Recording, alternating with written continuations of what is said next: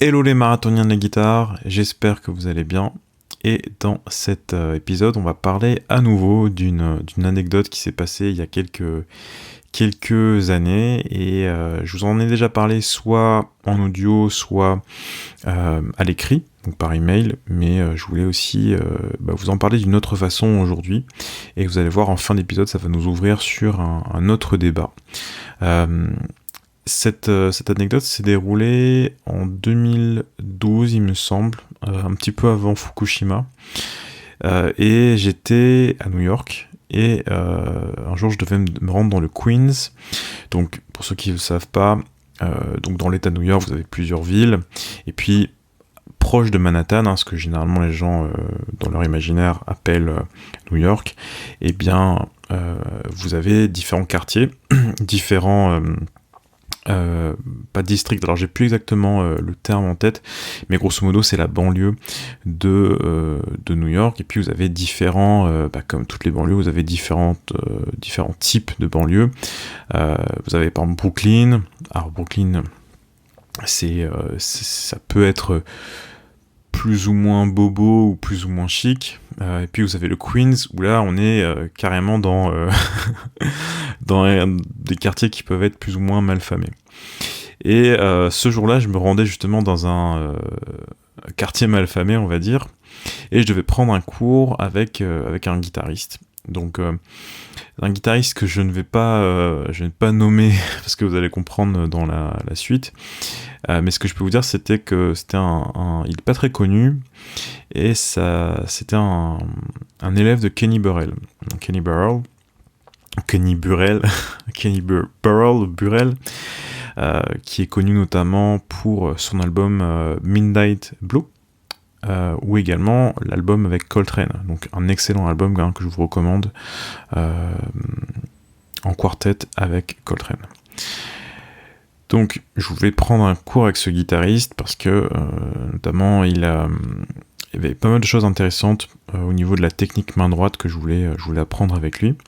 Donc je me rends à son domicile ce jour-là, et pour vous décrire l'endroit, c'était un petit peu, vous savez, les films un peu post-apocalyptiques avec un décor un peu type zone industrielle. Donc j'avais vraiment l'impression d'être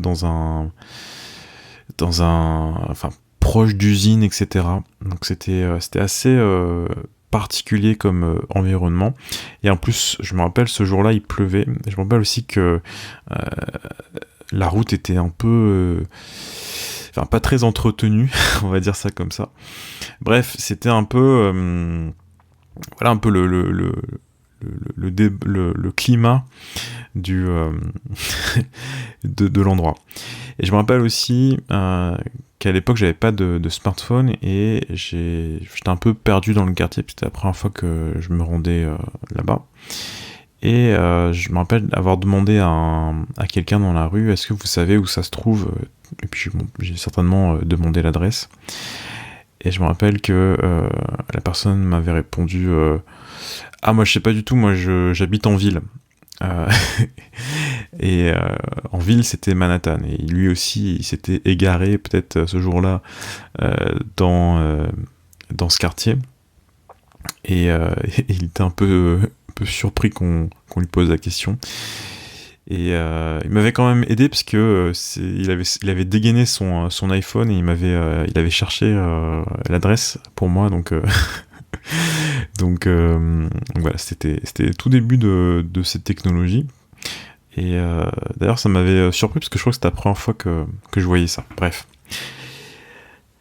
Et donc je me rends chez ce guitariste, et la porte d'entrée, je me rappelle, ça m'a fait penser à une sorte de...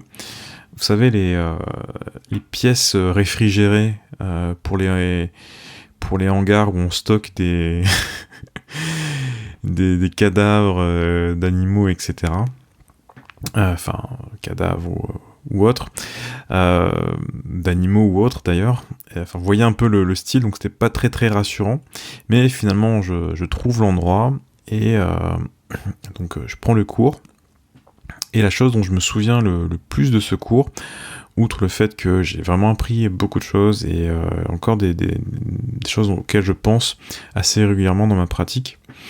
Ce que je me souviens, c'est surtout j'avais en face de moi quelqu'un de passionné, qui avait une vie qui était pas évidente parce qu'il habitait dans une colocation. L'endroit c'était un peu un hangar. C'était un peu rudimentaire, on va dire. Mais on avait quelqu'un de passionné, quelqu'un qui était vraiment impliqué dans ce qu'il racontait, qui était vraiment on voyait dans ses yeux, dans sa façon de parler, etc., qu'il était à fond, à fond dans sa passion, à fond dans ce qu'il vivait. Et une chose qui m'a pas mal marqué, puisque je lui disais, un peu à la fin du cours, ou pendant le cours, je lui ai un peu posé des questions sur comment ça se passait la vie en tant que musicien à New York, etc. Et je lui demandais aussi, est-ce que tu joues d'autres styles de musique, en fait, puisque comme il n'était pas extrêmement connu, donc il faisait pas non plus, il n'était pas en concert tous les soirs, du moins pas dans les clubs habituels, alors peut-être dans des endroits un peu moins connus, donc je me dis peut-être qu'il doit faire des concerts un peu type mariage, bal, etc., etc. Et il m'a dit pas du tout. En fait, la seule chose que je fais, moi, c'est du jazz. C'est la seule chose que je travaille. Et quand j'ai pas des concerts, je travaille toute la journée mon instrument. Et voilà. Et j'attends un peu d'avoir plus d'opportunités dans le jazz. Mais pour l'instant, je fais que ça. Et c'est vrai que son style de vie et là où il habitait était représentatif de cet objectif. Et ça m'a amené au premier sujet, on va dire, de ce podcast, à savoir la notion de sacrifice, en fait. C'est-à-dire que peu importe ce que vous voulez faire en musique, que vous ayez un objectif très très élevé comme le sien, à savoir d'être le meilleur possible dans cette discipline et de tout sacrifier, entre guillemets, pour y arriver, ou si vous avez un objectif plus modeste, entre guillemets, alors il n'y a pas de jugement de valeur ou de jugement de dire que une attitude est meilleure que l'autre. Il y a des sacrifices à faire, des sacrifices en termes de temps, surtout, que l'on consacre à notre discipline, des sacrifices en termes d'énergie, des sacrifices en termes de choix de vie aussi, c'est-à-dire que alors on n'est pas obligé d'aller vivre dans un hangar, mais en tous les cas, on est peut-être amené à se dire je vais peut-être aller déménager dans cette ville-là, ou je vais peut-être rester dans cette ville-là parce que j'ai des opportunités en musique. Ça va peut-être changer aussi le cours de sa vie personnelle, parce que même si on ne souhaite pas devenir musicien professionnel, ou du moins pas faire des concerts, etc., ça peut conduire à certaines décisions, parce que lui, si il vivait dans le Queens, dans un endroit comme je vous l'ai décrit, c'était pas pour le plaisir d'être dans le Queens, c'était vraiment pour être à proximité géographique de New York, pour avoir le maximum d'opportunités en tant que musicien. Et c'est une question que j'aimerais vers laquelle j'aimerais vous amener, c'est quel type de sacrifice vous êtes prêt à faire pour atteindre votre objectif. Alors ça peut être des petits sacrifices. Un petit sacrifice, par exemple, c'est quoi ? C'est de vous dire, au lieu d'aller faire telle activité qui m'apporte pas vraiment de satisfaction au long terme, je vais plutôt peut-être travailler aujourd'hui. Ou je vais peut-être faire un sacrifice financier, par exemple, je vais m'inscrire à un atelier ou un cours au conservatoire, etc. Je vais décider de faire ça plutôt que faire autre chose. J'ai envie d'investir dans un meilleur instrument, donc je vais plutôt acheter cet instrument-là plutôt que d'investir dans une nouvelle télé ou je ne sais quoi. Bref, il y a plein de petites questions comme ça qui sont importantes, je pense, notamment pour les personnes généralement comme vous, c'est-à-dire des gens qui sont quand même impliqués dans une pratique. Et c'est une notion qu'il ne faut pas perdre de vue, cette notion de sacrifice. Alors à nouveau, peut-être le terme sacrifice est pas le bon, peut-être c'est un terme de choix, et un terme de préférence, parce que ça peut être un peu mal interprété ce que je dis. Donc c'est voilà, quel choix vous êtes prêt à faire pour aller le plus loin possible dans votre passion, et de toujours vous dire que voilà, il y a des gens qui ont pris des décisions parfois radicales. Alors là, c'est un exemple parmi tant d'autres de ce musicien dans le Queens, mais il y en a plein. Il y en a il y a des milliers d'exemples comme ça de personnes qui font des sacrifices pour la musique. Et il y a des millions d'exemples de personnes qui font des sacrifices aussi pour telle ou telle cause. Ou voilà.